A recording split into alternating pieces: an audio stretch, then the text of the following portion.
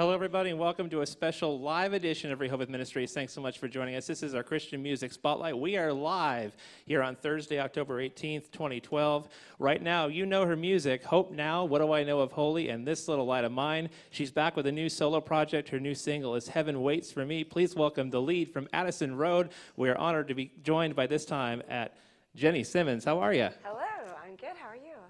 So glad that you have a chance to join us here. Of course, for those of you watching live on television, she will be in on Sunday at Faith Assembly of Lacey, 30th Avenue and Ruddle Road. She'll be doing a show at 7 p.m. Invite all of you to come out and join us for there.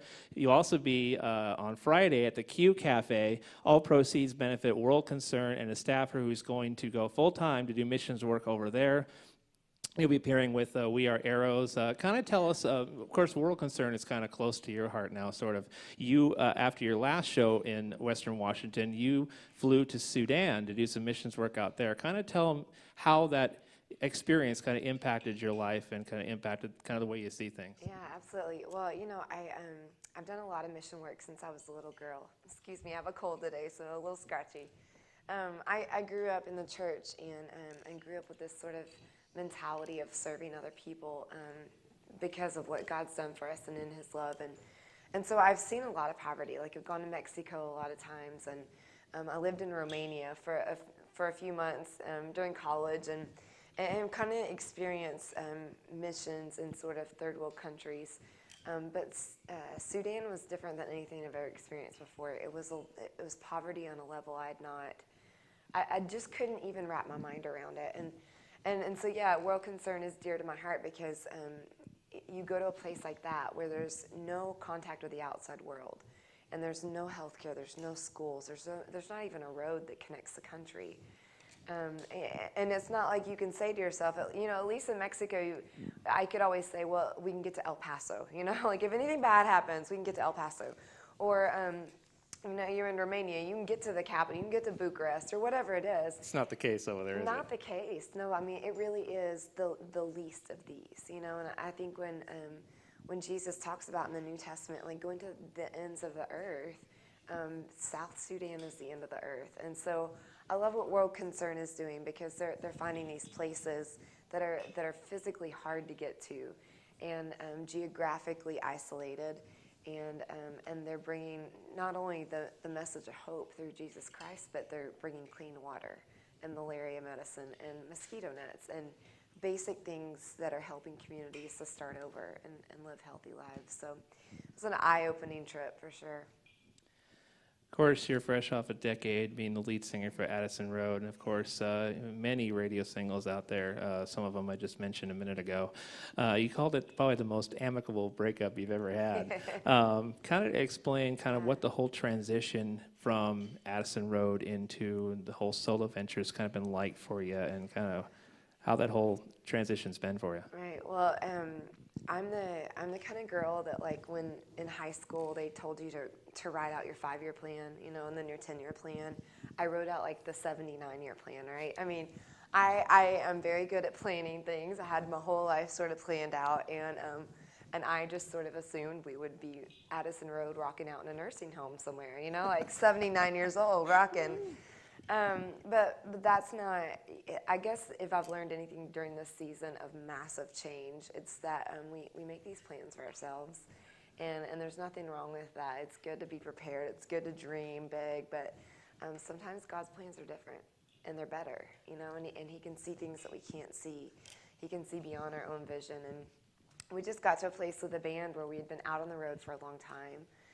We're constantly pouring out, and I have a little girl, she's 3 years old, and just her living on the road became a really exhausting thing, and so there were just a lot of different things that added up, but at the end of the day, it was really amazing to see how each one of us got to the same place, you know, and it was, for us, it was a kindness that we felt like the Lord had brought us each to the same place at the same time.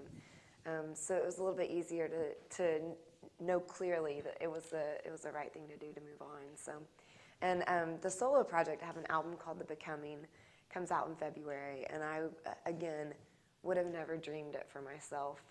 I didn't seek it out. The record label came to me, And I told them no. You know, they said, do you want to do an album? And I just thought, no, I don't want to do a solo album. Once the guys quit, I sort of wrapped my mind around maybe I'll be a stay-at-home mom, or, you know, I had never gone down that path before. And the whole album, the heartbeat of the album, is about what happens when you wake up one day and life isn't going the way you thought it was going to go. And that's been me the last year and a half, just sort of finding myself in this place where I truly felt lost, and I didn't feel like what I thought was going to happen was happening. And as terrifying as it is, and as scary as it is as a believer to be in that place, it's finally that one place where I think you get to, where you have to let go of everything, you know? And once you let go, it's like then God's able to sort of say, okay, now follow me. Like, I know the road. You know, you feel lost, and you kind of are lost, but there's another side, and you'll get there. And it may not be the answer you thought. It may be a detour, but the road didn't just disappear, you know. You're not, like, without a roadmap. Now, of course, I saw one of your posts. You were enjoying the fact that when your latest single, which we'll talk about here in a second, Heaven Waits for Me, it was one position behind Carrie Underwood. And you said, I better enjoy this a little bit here because this may be as close to Carrie Underwood as I might get here. Yay.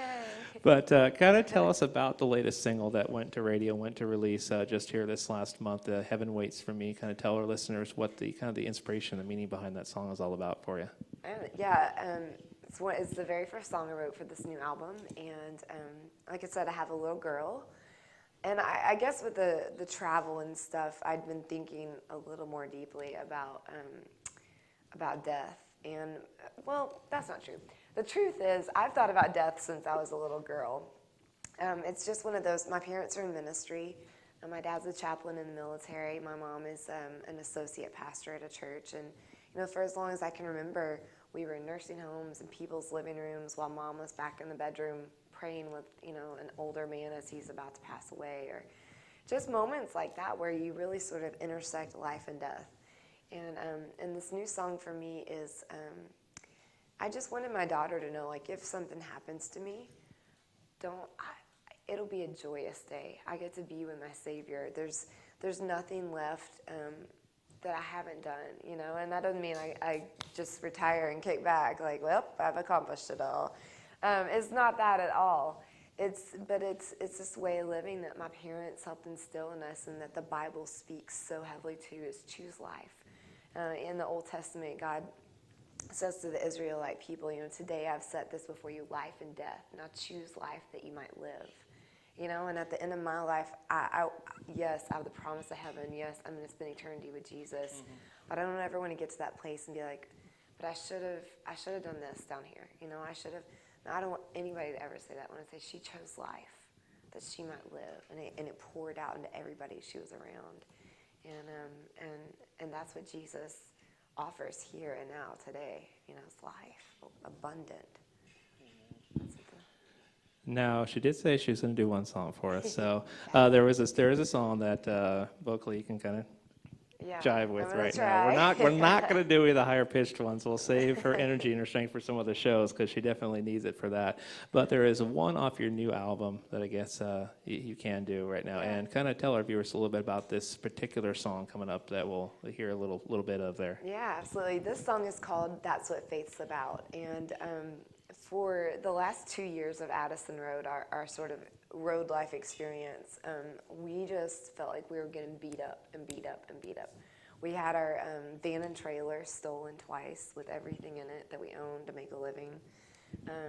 One of those times was right before we'd gone out on a tour, and so everything, you know, CDs, T-shirts, the stuff that you pay the bills with, all gone.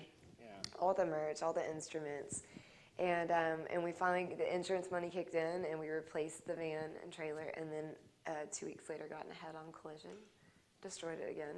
That was the third time. And then 4 months later, we left. Faith was getting tested there for a little bit. Oh my goodness! 4 months later, we left on our spring tour with Sanctus Real, and we were out 4 days. And all 4 days, the RV that we lived in broke down day after day. And on day 5, it blew up, and it burned to the ground, and we lost like $400,000 worth of stuff. And And so in the midst of that, I kind of felt like we were just being beat up, you know, just like beat up, knocked down, beat up, knocked down. And I got to this place where I started living thinking that we were cursed. I mean, it just kind of, I think once you go through that kind of stuff so often, you kind of start living from this defeated place. Like, well, this is how my life's going to be. Like, it's not going to get any better. I'm exhausted. I'm out of energy. We clearly have bad luck, you know, that kind of deal. And a friend came to me and said, you know what, you got to stop. You got to stop living from this place of you're the victim and it's never going to get better. If God is who he says he is, he redeems and he makes new and he brings new life out of death and he brings beauty from ashes, and you're not living your faith as deeply and as fully as you can, because what you're doing right now is saying to God, this is the best it's ever going to get, you know? And she said, what if the very best thing that's ever going to happen to you is just right ahead? You know, what if the next chapter of life is life-giving? You know, yes, you've walked through hell and back. Yes, you've gone through this road, but what if the best part, you can't even see it yet? You know, God is one step ahead of you, and he's waiting to usher you into that season. Kind of a preparation in some ways. Absolutely, yeah. And so my husband and I really had to make an effort as a couple, because we realized we'd been feeding each other this stuff, you know, like, well, we're cursed. Well, it's never going to get better. Well, we're always going to be broke. You know, all these lies that weren't truth. And there's a verse in 2 Timothy that says, be clear-minded and self-controlled. And we were really convicted about the fact we weren't being clear-minded because what we were feeding our minds wasn't true. And so this song was sort of born out of this season of us beginning to hope again, of us beginning to believe the best for ourselves and our marriage and our family, us beginning to believe that life was more than just the valleys that you walk through, but these beautiful mountaintops too, and these normal everyday moments, and that's what God was about, was bringing redemption in the midst of brokenness. And we're going to get this guy involved over here. Yeah, this is my friend Evan. Evan, now is he regionally out here? Kind of tell how you kind of got to know Jenny. Oh, I'm going to come over here for a minute. Kind of tell how your experience with Jenny over here has been, and kind of how you kind of got started playing with her. Are you going to be the guitarist that's going to be playing all these different venues the next couple of days? Yeah, I'll be with Jenny this weekend. Are you going to hold on to this? I'll let you. You're the professional. About that. Well, Jenny and I, ironically, we both lived in Dallas at the same time, and I moved to Seattle. For my wife works for Expedia here, and I came for graduate school. And then we got connected through another way, and through a mutual friend at my church. And we've played a couple times before here in the Seattle area. And it's really been a pleasure, just a blessing for me to play with her, especially seeing the way that she interacts with, with the band, but especially just with her fans and people who come and care about her and experience just the life of Christ that she exhibits. It's really just an honor and blessing to play with her. Yeah. Before we get to the song here, I wanted to ask you, what's kind of your most favorite thing about performing in sets and in concerts and shows like these, leading people into the worship and stuff like that? What's your kind of favorite element of it? Well, I've been a musician for a long time. My mom made me start playing the piano when I was 5 years old, and I hated it. But I started to get to play the guitar and the drums and things that I liked, and I even started liking to play the piano again. And guitar or music in general has just been a big part of my life. It's been the way that I experience God in a really tangible way, and I love being able to bless other people. I love getting to experience it myself and just being a part of the way that God just mysteriously moves through music. Yeah. Amen to that. What faith's all about. Jenny Simmons, I'm going to get out of the way, let you do your thing here.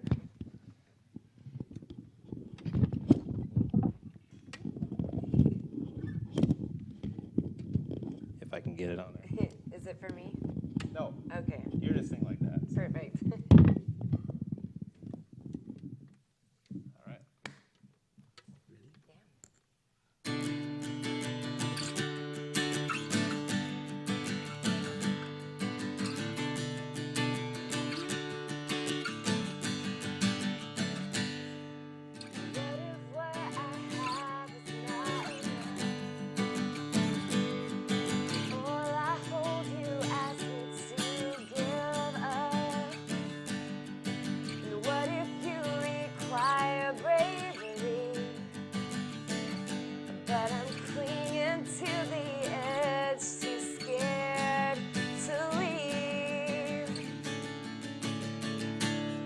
what if I jump and I find I was always made to fly? What if the days I'm walking into are the best of my whole life? What if the things that I dream become my reality? When it looks impossible but still works out, what if that's what faith's about?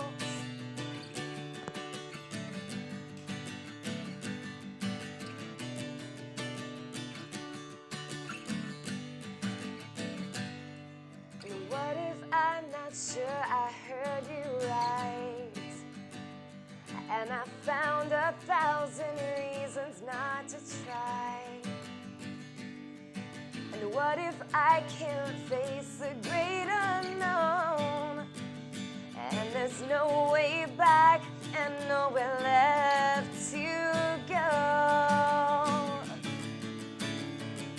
But what if I try and your courage meets me there?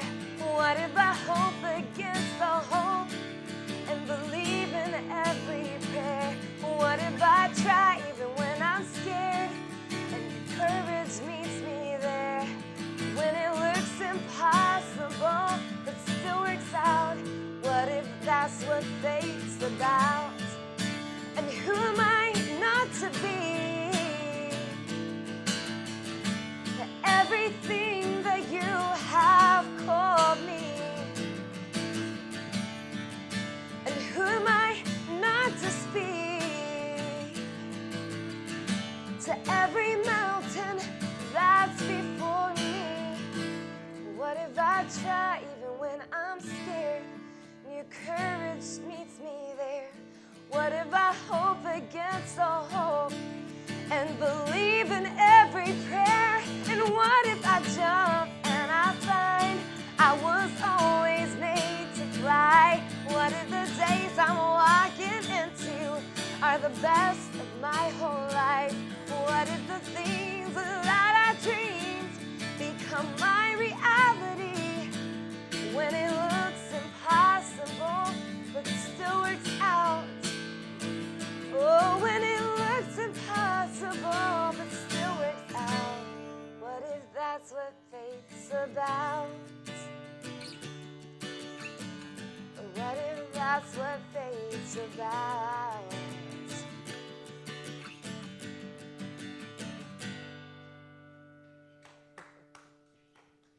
Thank you. Jenny Simmons with Evan on guitarist there. That is what faith is all about.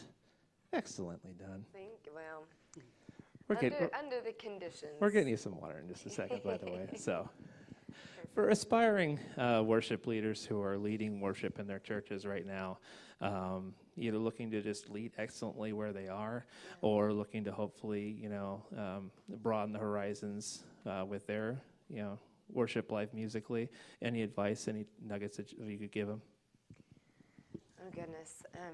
Evan might be better at this. He's the seminarian over there. I think I've found, I'll go and then let Evan speak into it, but for me, at the end of the day, what I tell people that are doing music in the church is that if there's a lot of people that can sing, they're a dime a dozen, and you're probably not the best one. I'm definitely not the best vocalist. And if music's what it's all about, just being a good singer, then go try out for American Idol. Honestly. If you're doing it in the church, you're doing it for one reason alone, and that's to draw people to Jesus Christ. That's it. And so I feel like my best advice to you would be to draw near to Jesus. That's what I kind of tell people as often as I can, draw near to Jesus. That's how I got started. I think that's what God desires is people that can step out of the way and usher people into God's presence. And singers are a dime a dozen, guitarists are a dime a dozen, but somebody who loves the Lord, truly loves the Lord, spend times in His presence, and is able to get up on a stage and say, "Here's God," try to create that moment, that space, that place where worship can happen. That's not a dime a dozen, And so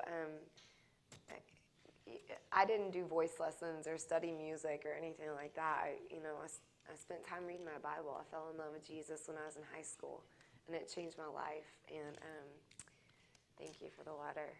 It changed my life, and so I think if you're going to serve in this capacity, you chase after that.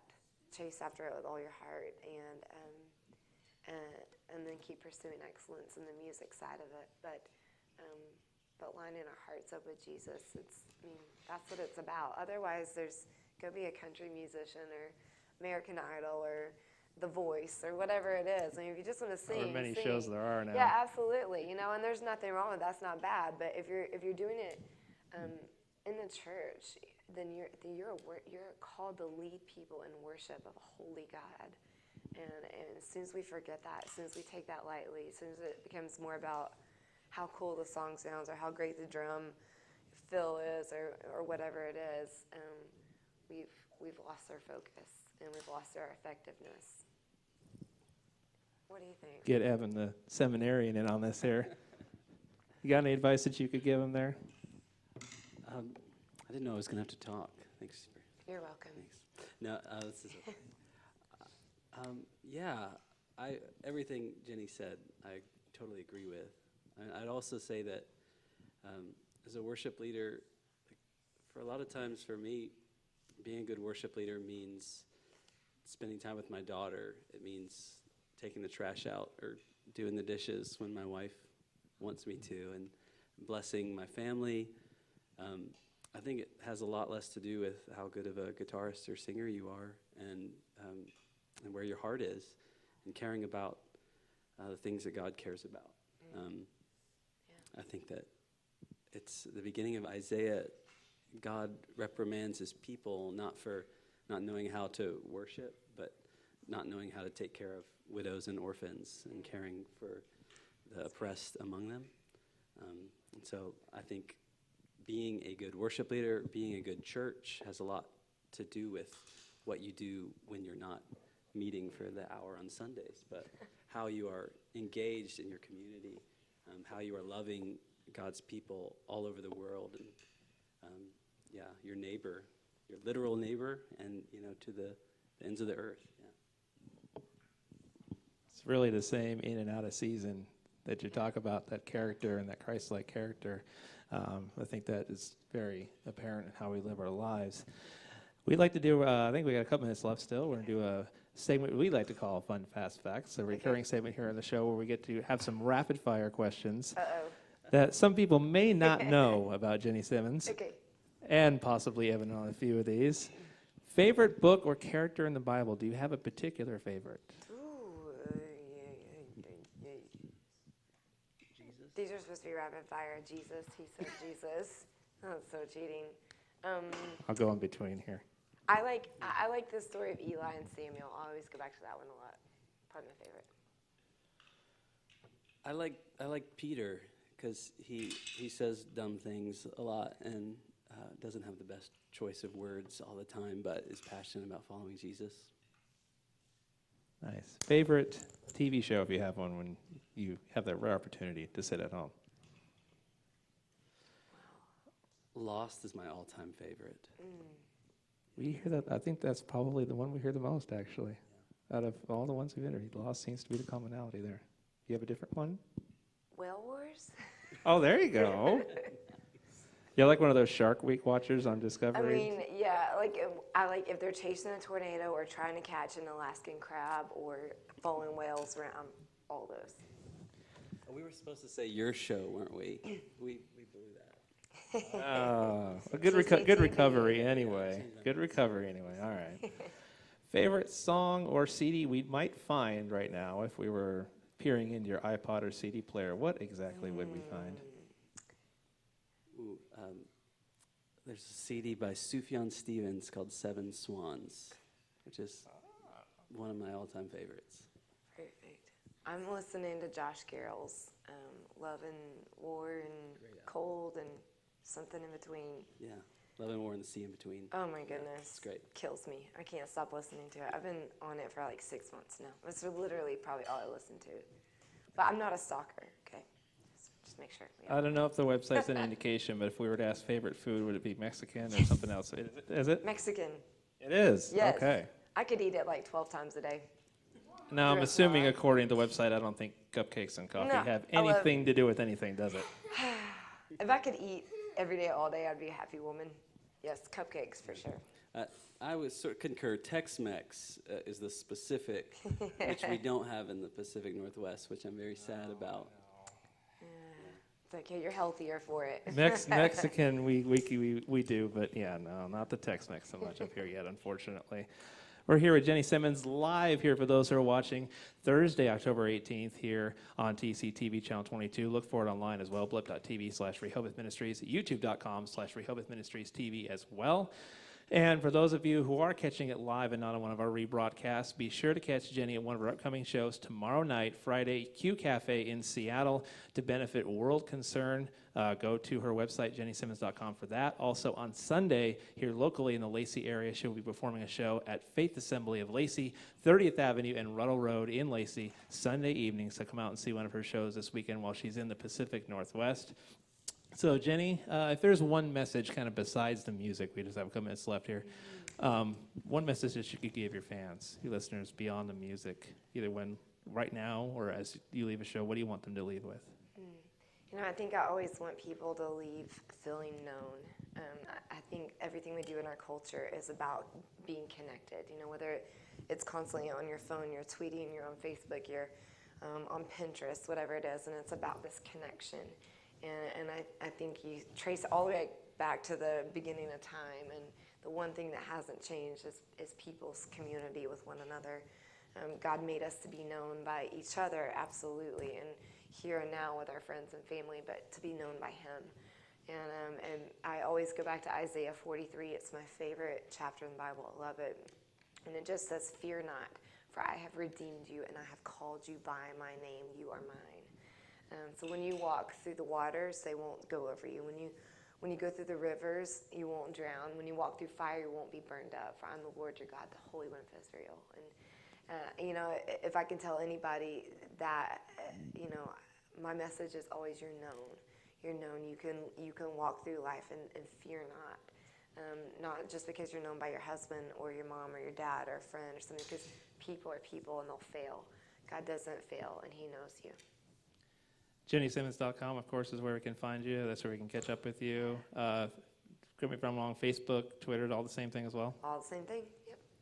We as a ministry pray for your continued success, not only in music and ministry, but kind of all aspects of your life. And we definitely thank you for everything that you're doing for the music industry and everything you're doing for just reaching many to the kingdom of Christ, not only here this weekend in the Pacific Northwest, but definitely throughout this great country and world who definitely needs it right about now. So thank you for taking the time out of your schedule here this weekend to be on our program and to bless our audience and our viewers with your amazing talent and your stories and testimony. Absolutely. Thank you for having me. It's wonderful.